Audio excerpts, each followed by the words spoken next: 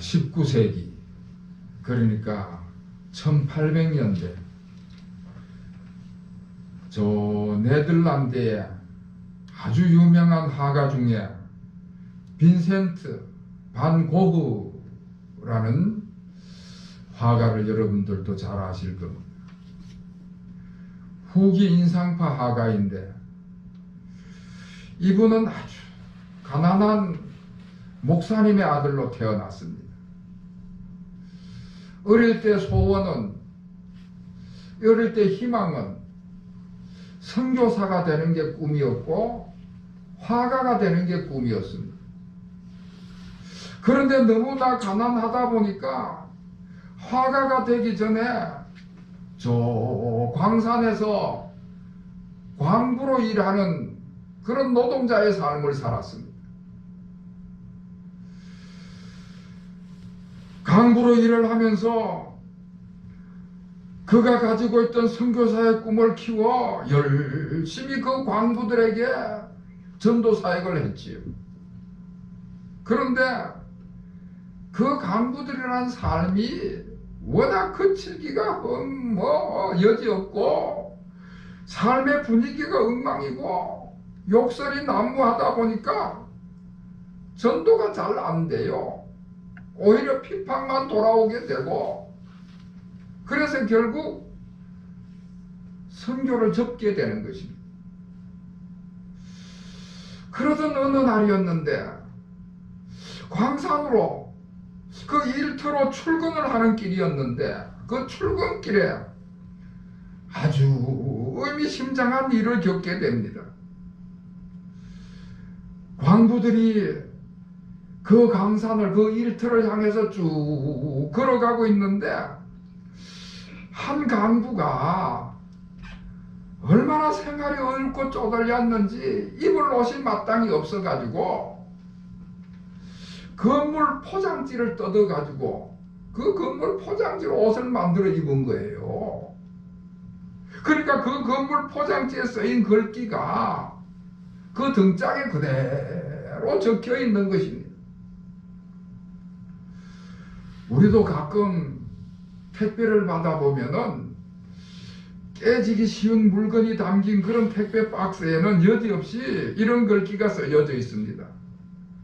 이것은 깨지기 쉬운 물건이니 취급에 각별히 유의해 주십시오.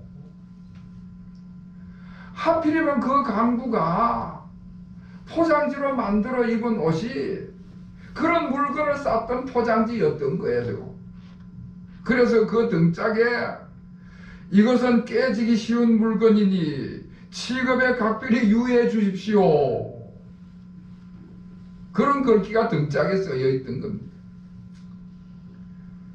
고가 그걸 보는 순간에 그 강부가 입고 있는 옷을 보니까 그 옷을 입고 있는 강부가 정말 깨지기 쉬운 유리그릇 같이 보이더라는 것입니다. 맞다. 인간은 유리그릇과 같아가지고 부주의해서 잘못 취급을 하게 되면은 깨지기 쉬운 십상이다. 맞다, 맞아. 인간은 유리그릇 같아서 조심하지 않으면 교통사고로도 깨지고 질병으로도 깨지고 술에 취해서 깨지고 부부싸움 하다가 깨지는 것이 인생이다. 그래서 고흐가 그 가던 발걸음을 멈추고는 광산을 향해 가는 그 강부들을 향해서 냅다 소리를 지르면서 전도를 하기 시작을 했다는 것입니다. 강부 여러분, 강부 여러분, 저기 저 강부가 입는 옷을 보십시오. 인간은 깨지기 쉬운 그릇과 같습니다. 잠깐 보이다가 없어지는 풀과 같고 풀잎에 맺힌 이슬과 같고 새벽 안개와 같은 것이 인간입니다. 인간을 의지하지 말고 영원하신 하나님, 전능하신 하나님을 믿어야 된다고 그렇게 소리를 쳐서 전도를 했다는 것입니다. 여러분, 오늘 성경 말씀은요, 우리 인간의 연약함을 이야기하면서 질그릇에다가 비유를 하고 있습니다. 우리 인간은 질그릇과 같다. 인간을 질그릇에다가 비유를 하고 있습니다. 요즘에는 질그릇이 없으니까 우리 젊은이들은 질그릇을 본 적이 아마 없을 거예요. 제가 어릴 때만 해도 부엌에 가면은 질그릇이 있었습니다. 질그릇은 그릇 중에서도 가장 싸구려 그릇이고 가장 볼품없는 그릇이고 가장 깨지기 쉬운 그릇이 질그릇이었습니다. 요즘에는 꽃을 심는 화분도 얼마나 잘 구워서 만들었는지 여기 보면 알지만은 얼마나 화분이 튼튼하고 아주 모양이 보기 좋습니다. 그런데 옛날 우리 어릴 때 화분은 질그릇이어서 그냥 진흙으로 빚어가지고 살짝 부어서 만들었기 때문에 툭하면 화분이 깨지는 거예요.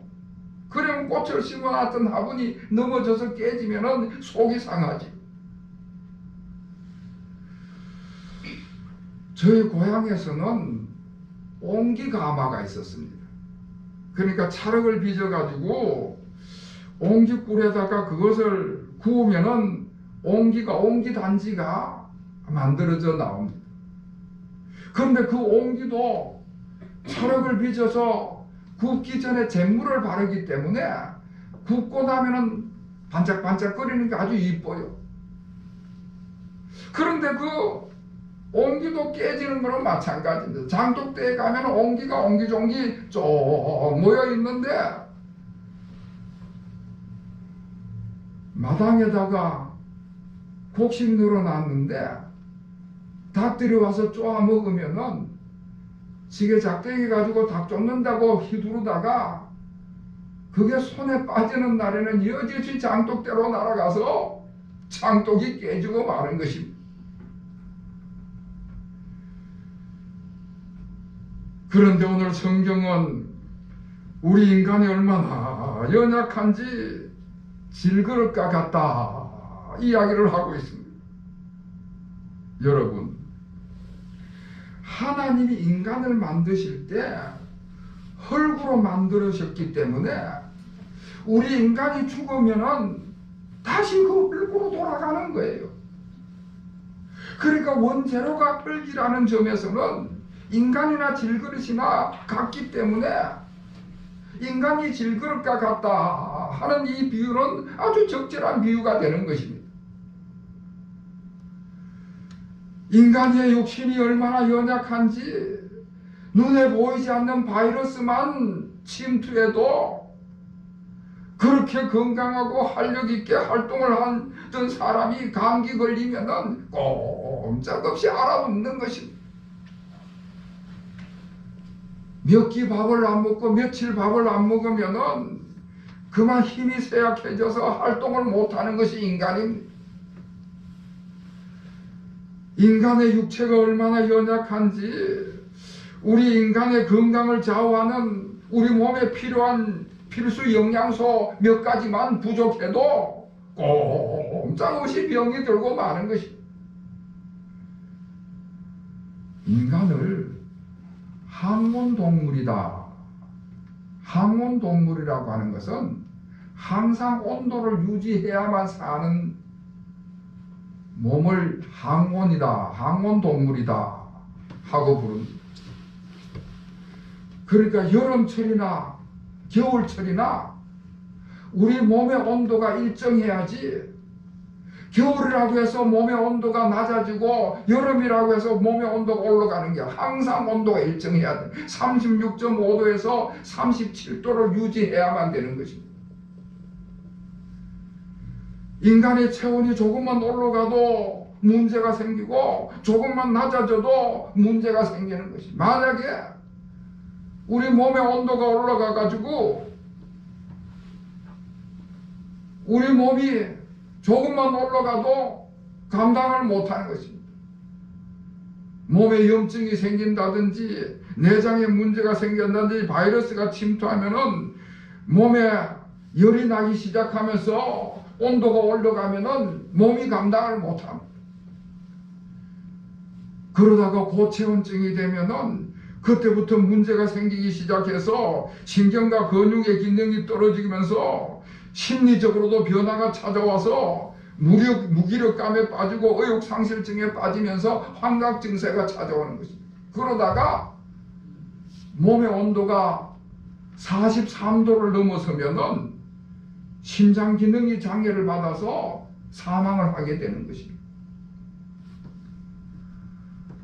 몸의 온도가 높아져도 문제지만은 낮아져도 문제입니다. 저체온증에 찾아오면은 32도로 내려가면은 심부 온도가 32도로 내려가면은 심장 박동이 불규칙해지면서 30도가 내려가면은 결국 의식을 잃어버리고 사망을 하게 되는 것입니다. 그러니까 우리의 몸의 온도가 36도, 6.5도에서 37도를 유지해야 되는데 거기서 5도만 올라가다 사망하게 되고 거기서 5도만 내려가도 생명을 유지할 수 없는 우리 육신이 연약한 육신을 가지고 있는 것입니다. 몸만 그런 게 아니고 지적인 능력도 얼마나 연약한지, 그렇게 총명하던 사람이, 그렇게 많이 배워서 지적 수준이 높다고 자랑하던 사람이 연세가 들면요 누구든지 다 건망증이 찾아와 가지고는 그 지적 수준이 떨어지는 거죠. 그러다가 치매라도 걸리게 되는 날에는 아이고 그렇게 똑똑하던 사람이었는데, 그렇게 총기 있던 사람이 어린 나이 수준으로 돼버리고 마는 것입니다. 정서적으로도 얼마나 우리가 연약한지, 하루에 수없이 기분이 좋아졌다가 기분이 나빠졌다가 우리의 감정이 그렇게 흔들리는 것입니다. 육체적으로도 정서적으로도 의지나 영적으로도 연약한 것이 우리 인간입니다. 해서 마치 질그릇과 같다, 그렇게 말씀을 하고 있습니다. 자, 그런데 오늘 성경 말씀은 질그릇 같은 연약한 우리 인간들에게 아주 놀라운 소식을 전해주고 있습니다. 우리 성도들이 연약함으로 낙심하지 않도록 우리에게 희망을 주시는 말씀을 하고 있습니다. 여러분 7절 말씀, 7절을 우리 다 같이 읽겠습니다. 시작. 우리가 이 보배를 질그릇에 가졌으니 이는 심히 큰 능력은 하나님께 있고 우리에게 있지 아니함을 알게 하려 함이라. 아멘. 우리 성도들은 연약한 질그릇, 보잘것없고 값어치 없는 그런 질그릇에 불과하지만은 그 안에 보배를 담고 있다. 보배이신 예수 그리스도를 담고 있다 말씀을 하고 있습니다. 그리고 그 보배가 심히 큰 능력이라고 말씀을 하고 있습니다. 예수님께서 심히 큰 능력이신데 질그릇같이 연약한 우리 속에 보배로 주어졌다, 그렇게 말씀을 하고 있습니다. 여러분, 연약한 인간의 능력은 보잘것없지만은 우리 주님의 능력은 우주 만물을 창조하시고 그 모든 것들을 주관하시고 운행하시는 심히 큰 능력인 줄로 믿습니다. 인간의 이성 가지고 다 파악할 수도 없고 다 이해할 수도 없는 그런 능력, 그런 심히 큰 능력을 가지신 분이 우리 주님이십니다.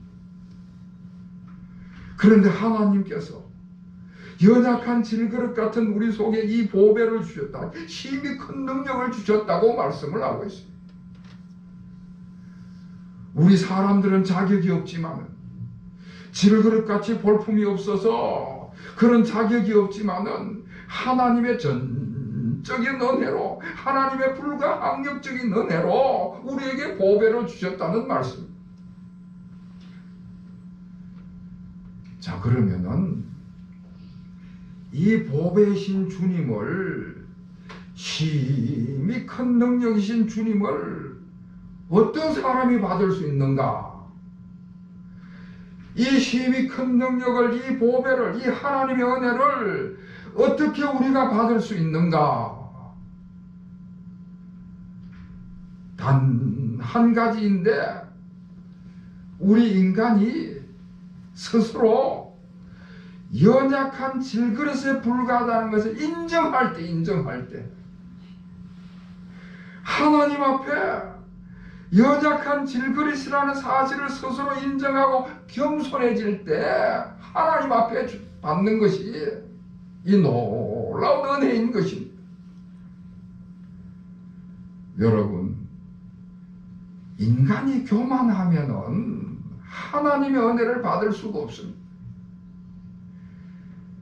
자신이 건강하다고 교만한다든지, 자신이 가지고 있는 지식과 지능이 대단하다고 그게 의존한다든지, 자기가 가지고 있는 물질로 인해서 부유하다고 교만하는 동안에는 하나님의 이 힘이 큰 능력, 하나님의 은혜를 받을 수가 없습니다. 우리 하나님께서는 교만한 자를 미워하시기 때문에 교만한 자에게는 이 보배, 힘이 큰 능력을 베푸시지를 않습니다. 늘 겸손한 자에게 하나님께서 은혜를 베푸십니다.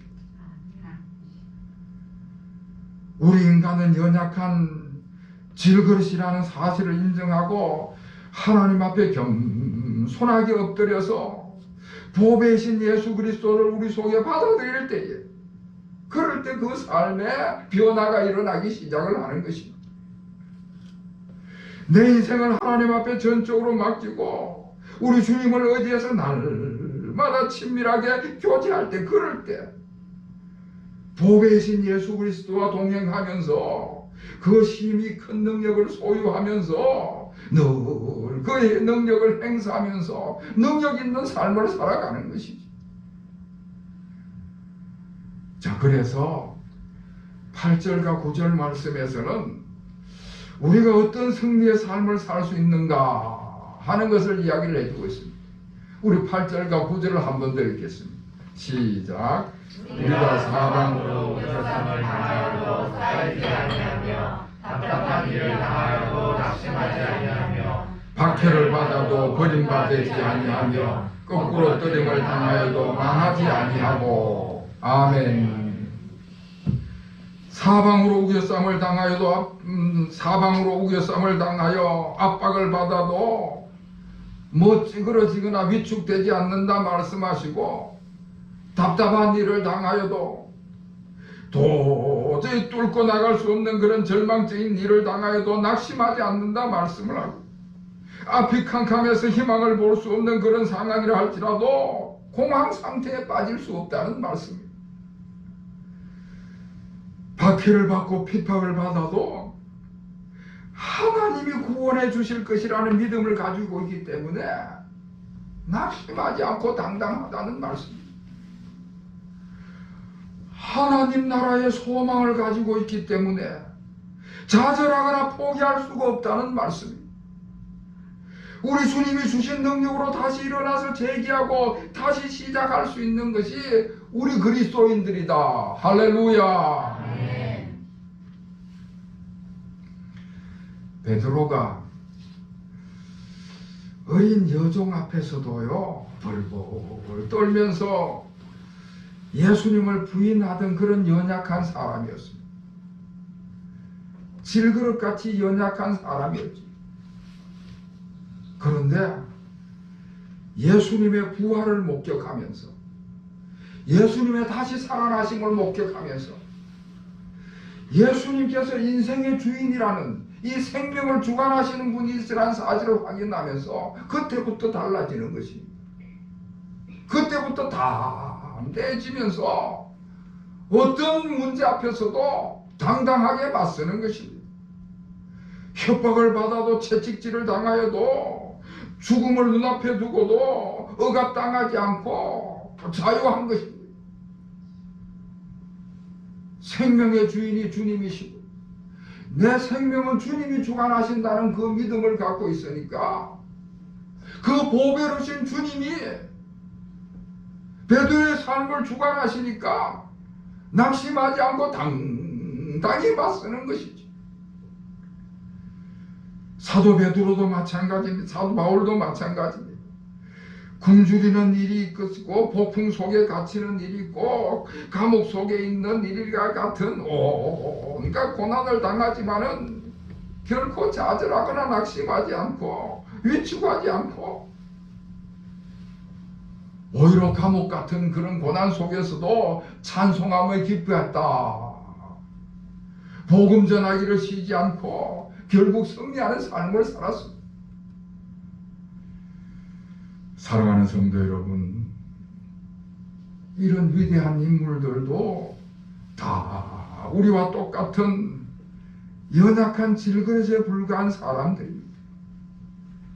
그런데 그들이 보배이신 주님 때문에 힘이 큰 능력인 주님을 소유하는 순간 온갖 고난과 핍박이 닥쳐와도 다 물리쳐 이겨내고 승리할 수 있는 능력 있는 삶을 살게 된 것입니다. 보배를 가진 사람들, 예수 그리스도의 힘이 큰 능력을 가진 사람들은 어떤 고난 앞에서도 당당하고 그래서 끝내 이겨내서 승리하는 삶을 살아가는 것입니다. 연약하고 낙심되는 상황이 있었지만은 그 연약한 질그릇 속에 주님의 힘이 큰 능력이라는 보배를 가질 때에 그 보배를 마음껏 자랑하면서 감사하는 삶을 살아가는 것입니다. 사랑하는 성도 여러분, 지금 우리가 구주 강림절 마지막 주간을 보내고 있습니다. 이 성탄의 계절이라는 것은 하나님께서 보배이신 예수님을 우리에게 선물로 주시는 계절입니다. 질그릇같이 연약한 우리들에게 볼품없고 값어치 없고 천박한 질그릇 같은 우리들에게 연약하면서도 고난 속에 살아가는 우리들에게 이 성탄의 계절에 보배를 선물로 주신다. 할렐루야. 우리가 연약하다는 것을 스스로 인정하고 전능하신 하나님 앞에 겸손히 엎드릴 때에 우리 주님께서 우리를 그 품에 안아주시고 보배이신 힘이 큰 능력인 주님을 우리에게 선물로 주시는 계절이 이 성탄의 계절인 줄로 믿으시기를 바랍니다. 이 성탄의 계절에 하나님께서 우리에게 보내신 이 보배로신 예수 그리스도로 말미암아 우리가 연약한 질그릇에 머무는 것이 아니라 비록 질그릇이라 할지라도 보배를 가진 질그릇이 되어서 능력 있는 삶을 살아가는 우리 모든 교우들의 인생이 되시기를 바랍니다. 이와 같은 은혜가 우리 모든 교우들에게 임하시기를 다시 한번 주님의 이름으로 축원합니다. 기도하겠습니다. 하나님 아버지, 저희들은 볼품없고 값어치 없고 연약하고 깨지기 쉬운 질그릇에 불과한 존재들입니다. 연약한 질그릇 같은 저희들이 이 땅에서 온갖 수고 가운데 삶을 살아가고 있습니다. 저희들의 능력으로 도저히 이겨낼 수 없는 그런 여러 가지 상황 가운데 삶을 살아가고 있습니다. 저희들을 특별히 주님의 자녀로 택하셔서 보배로우신 주님을 선물로 주신 것을 감사를 드립니다. 이 성탄의 계절에 우리 하나님께서 저희들에게 힘이 큰 능력, 보배를 선물로 주셨사오니 저희들이 다 이 보배를 가진 질그릇으로 담대하게 승리하는 삶을 살아가게 하여 주시옵소서. 예수 그리스도의 이름으로 간절히 기도하옵나이다. 아멘.